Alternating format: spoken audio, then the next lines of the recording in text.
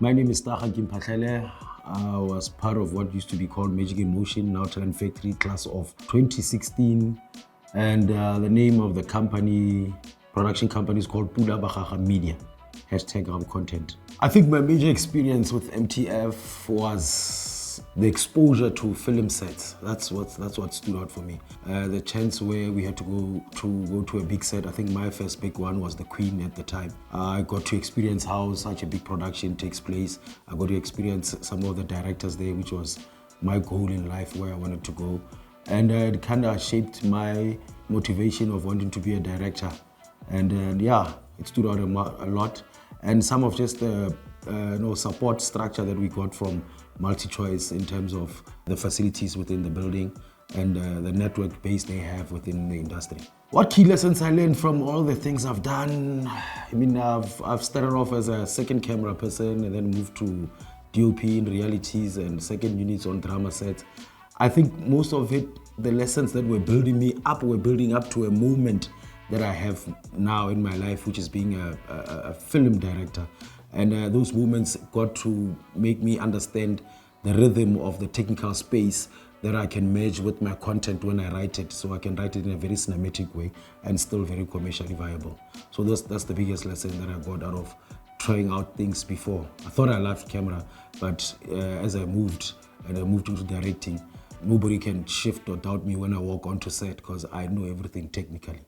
When I worked on Machansa, I was in a depression state, because I was, freelancing around doing some sort of work. But the main goal was to be a film director. Nobody wanted to hire me. So I was sitting with this other lady in the subtitling room. And as she subtitled, word for word, because she didn't understand the language. So I kind of dozed off and I started writing something. That's how I wrote Machansa. And as I was writing Machansa, it's something that I submitted to Channel, and eventually they loved it after the process of pitching. And because it was coming through Pula Bakgaga Media, I got to hire myself as a director, and the rest was history. Award winnings. Thank you, Tango. I think the skills that it required to just execute it was just, before even skills, I think it was just the discipline in it, from just understanding that now you are not freelancing on a particular project, and now that you are coming onto this project as a director, and as for the first time, you need to just, accumulate all the knowledge you got from all the different sets that I've been to, most of them being the ones that I was placed by the Talent Factory. And then you get to learn and see how all the other directors and the productions were run. The challenging thing, firstly, was that I was still the producer on the show. So I needed to separate the producing and putting on the director's hat while trying to do this first project of mine. So just the experience of learning from other directors, I got to find my voice because I saw how everybody did that thing, but I couldn't do it. The problem was I wanted to do it like them, but I realized just maybe 24 hours before the first day of shoot that, no man, I'm not getting this. Let me just do it like I'm doing it with a bunch of cousins and friends back at home, but obviously putting all expertise and technical expertise together and let my mind be free. And that's how it became a successful project, which was the first project ever in the history of social media where a bioscope could trend. Normally it's dramas, whatever. So I'm very proud of that. Thank you. How I decided to make Love Heist is a very interesting story. I was out with my friends and we went partying. This was early 2017, maybe 18. So now we went partying. As normally as boys, we had fun. We didn't want to, stop enjoying. The one mistake we did is that we were driving on the robots with my friend. He likes talking to people outside the window. And then we kind of like picked up some strangers and we drove. And we said we were going to the next location, to only wake up the next morning dragged by the strangers. And then we woke up, my friend lost his furniture, his clothes and everything, and they were gone. His car also.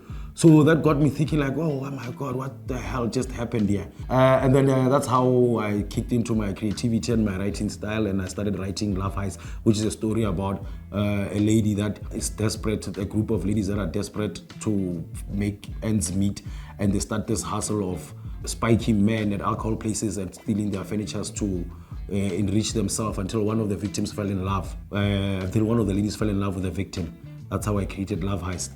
And it became a very beautiful story for people to relate and for people to be aware of what's happening as a feature film for Showmax. I think maybe 80% of my film come from real life experience. Could be where I've went, could be what I've seen. Some are provoked by a small thing, could be a word that somebody says, could be, it's like Machansa, it was somebody saying, I don't know Chansa. And I said, why? Maybe it's a common word in townships and whatever. Let me create something out of that.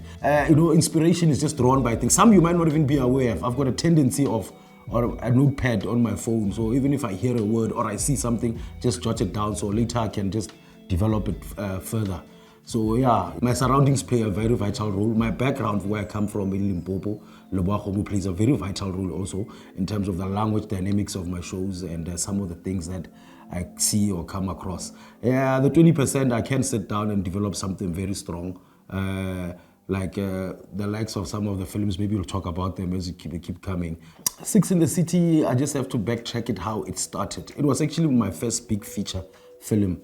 And the producer at the time, they watched a lot of my bioscopes and they wanted to do a comedy, and they said, there's this gentleman that does so much nice bioscopes that kind of rate high.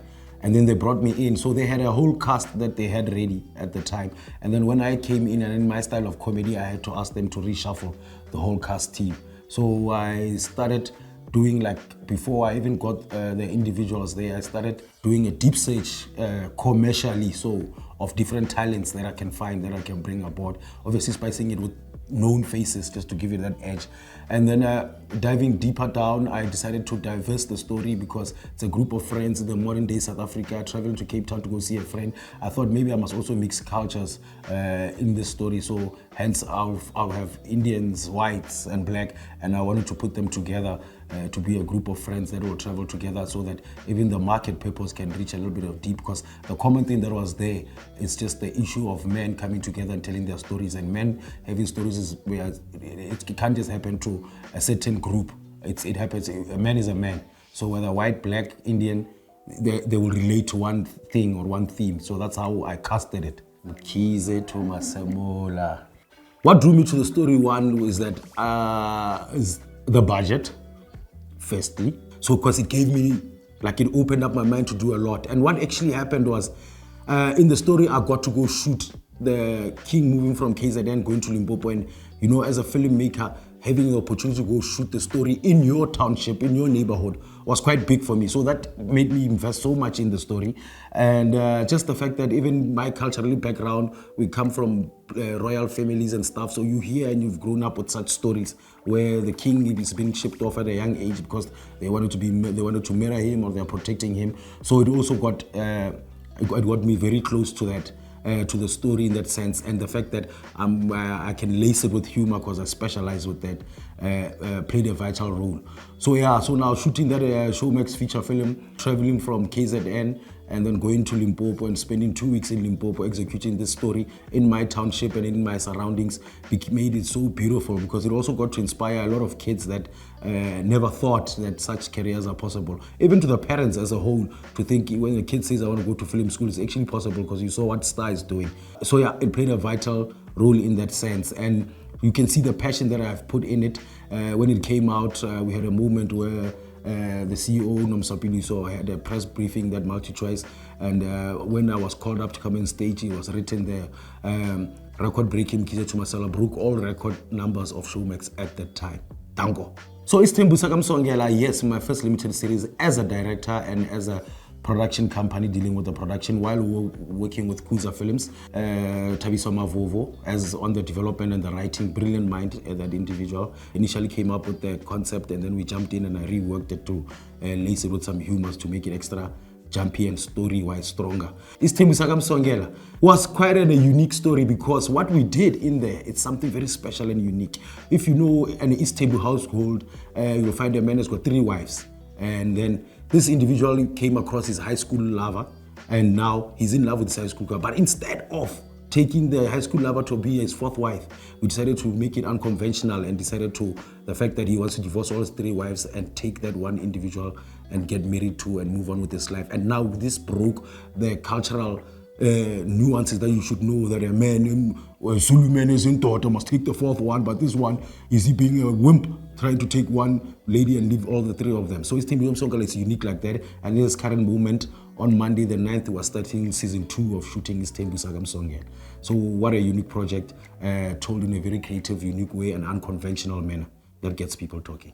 So, Fathers and Sons, a 13-part series that we did Monday night, very close to me personally because it was after years and a long time, we had a 13-part Sepedi show that was playing on television. Do I prefer series of films? Is quite tricky. Series in the sense of, I think doing 13 and maybe up to 26 is good.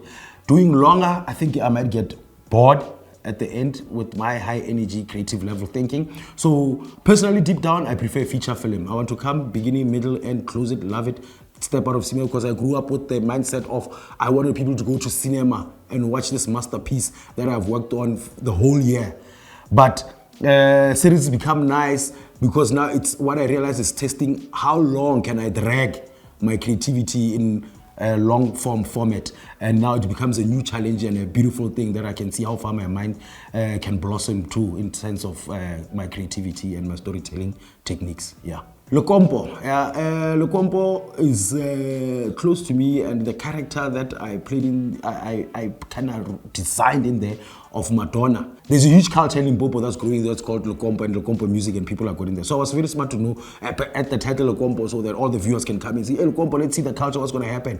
But now Lekompo initially, and in all its essence in my upbringing, it's about individuals who are just loose cannons. They don't really care about a lot of stuff. They wake up and do their day-to-day, whether they bath, they don't bath, they drink, they're stingy, they don't want anything slightly off the record or bad or whatever is classified as Lekompo. That's why even you see in their music, they've got t-shirts off. It's just that they have modernized it, and now with the music and the money, you are seeing them. But if you look at them, they're just still like these wild characters that they are, but very talented. So I created a character called Madonna, who's a stingy character in there, and you are seeing how I have trained him to make love and responsibility come into his life, to showing them that you don't have to be a loose cannon, stingy character, especially when you're gonna invite someone into your life. You need to blossom and come meet each other 50-50 on the table, or 70-40. 50-50 ladies will kill me. 70-30, and lace it with humor, which is what I specialize in. And it did so well, Lekompo 1, to a point that they asked us to do Lekompo 2, and which is the one that's coming out. Loose cannon that has been like that for so many years can one day come and change his life and fall in love. Even if he falls in love, what if the parents don't approve of it? Winning Rising African Star Award at the Johannesburg Film Festival, it meant a lot to me. And especially the fact that I didn't even know I was gonna win. I mean, they just told me, put something gold, look good, man. Just come, you are invited to the awards. Oh, okay. So I was studying there, and then on that day is the day I realized, oh my God, I'm gonna be awarded this award of Rising African Star Award. 1, it meant a lot because it classifies Africa as a whole. And 2, it answered those deep questions that I used to ask myself as a young boy growing up, going to tertiary, meeting all these brilliant-minded individuals from Gauteng, KZN that came in here, and they sound and do great stuff. But to come be and recognized gave me just the surety of that dream that I used to have is a valid dream, that this is a talent that God gave me, and it's doing wonders if they can come to this platforms and podiums like this, and my name is called up to come receive an award for Best African Rising Star Award. It meant a lot, and that award in its own kind of like opened the great of such channels for me in my career, and I hope it takes it all the way till retirement, which I'm planning at 8 years of filmmaking. My feelings about the industry and where it is now, as much as now I'm 10 years plus in the industry, it's not at a good space at this point of time. But that must not bring you down. When I started, I wanted to do cinema only, but I got to do television, and I got to thrive in doing television. With this modern day and just a lot of the economy not going so well in the country, there's one thing that I want to advise the youth is that do not wait and cry to say you want to be commissioned. Content is not only sold through mainstream TV only. You still have the platform of doing things online. And that's the biggest gift the young ones can have right now in monopolizing online content from platforms of TikTok, YouTube, and such. So I would say, keep writing the content. You can have some, like how I will have some script and say, this one I'll wait for a big platform to come open up for me. But You can write those scripts and you can put them up on online, and the same channels and the same producers can see your content from there and can hit you up and say, let's work more than develop it more. And when they develop it further, that means that's when you get to link up with the channels. There's always a way to get to that moment. So keep doing the work and keep putting it out there on social platforms and on the online platforms. It's the modern day, and things this way the future is going right now. You can see how VOD is challenging mainstream TV to the core. Take advantage of that and instead of looking at the depression side of it. Because at the end of the day, whether AI, whether mainstream TV, you must know that at the end of the day, an experience is something that you have lived on your own. Nobody can tell you your experience. And you must always see beyond your eyes. You must always see beyond your eyes. And I'm saying this in the sense of no machine can tell your story. You are the one who can tell your story. You are the one who's got the eyes to see whatever. I always give advice, whether you're in a taxi or in whatever, every time you take a trip from one point to the other point on your phone, just write what happened there and what was the uniqueness about the day, and then start working from concepts from there. If I could give my career a title, I'll just call it Rabo Content, because it's the home of content, and that's what I breed in my brain.